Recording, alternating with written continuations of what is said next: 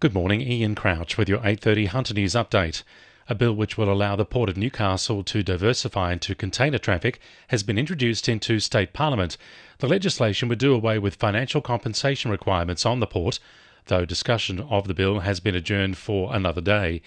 Independent Lake Macquarie MP Greg Piper told Parliament a competitive port system is better for everyone. All those Christmas presents and goods you buy online from overseas take months to arrive because of delays at our ports and the transport logistics around them. All those exporters you hear from in your local electorates who are having trouble getting their produce or products to international markets are largely in that position because of inefficiencies at our ports.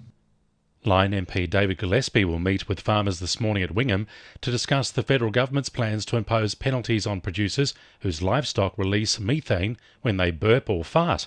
It's part of a global move to reduce emissions, with the government looking to cut methane gas emissions by 30% over the next 10 years. Dr Gillespie says any move to impose a tax or penalty on livestock farmers will see the price of meat skyrocket. Agriculture Minister Murray Watt refutes this and has ruled out following New Zealand by imposing a price on methane emissions. The Catholic Schools Office has released its recommendations for a revamp of secondary schooling across 3 of its Newcastle schools. From 2024, there'll be a staged transition, making 3 schools years 7 to 12. St Francis Xavier College at Hamilton, which currently takes years 11 and 12, will take year 7 students in 2024. St Pius X at Adamstown will have its first year 11 students by 2025, while San Clemente at Mayfield will take year 11 students in 2026.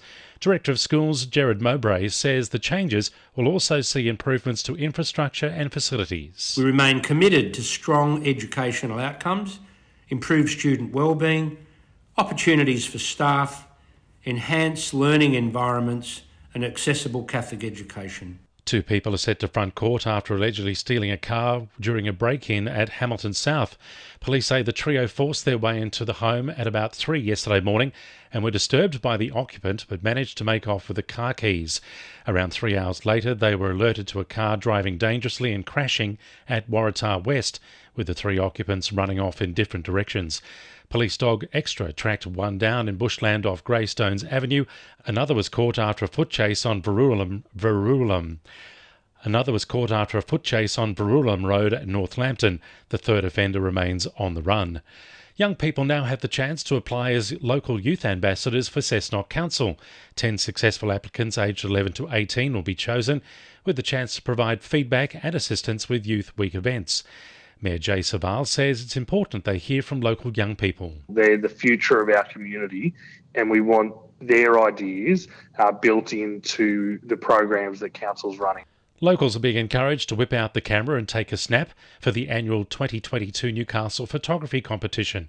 The winning photograph will be showcased on Newcastle MP Sharon Clayton's Christmas card to be sent out right across Newcastle and to dignitaries such as the Prime Minister. She says she'd like to see the quintessential picture of the city. You don't need to be a professional photographer. You've just got to be somebody with a passion for Newcastle that understands our beauty and our quirkiness, and capture that on any sort of camera, really. It can be a smartphone or a drone or an old-fashioned SLR, if people are still using those.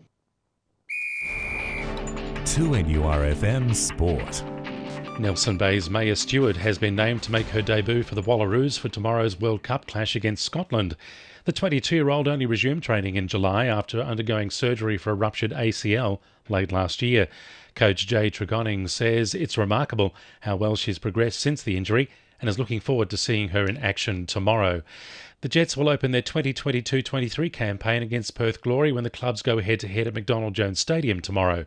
New recruit Mark Natter says the club won't underestimate last season's Wooden Spooners after their close loss to the Wanderers on Sunday. They were maybe unlucky to go away with no points, late goal, but they'll be ready to go, I'm sure, for another. They want the 3 points now after getting nothing the first week, so we'll just be ready and can't wait to play.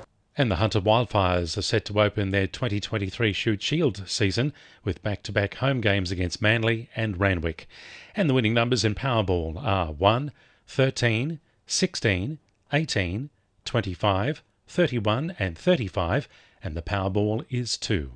And now you're up to date with the latest 2NURFM Hunter News.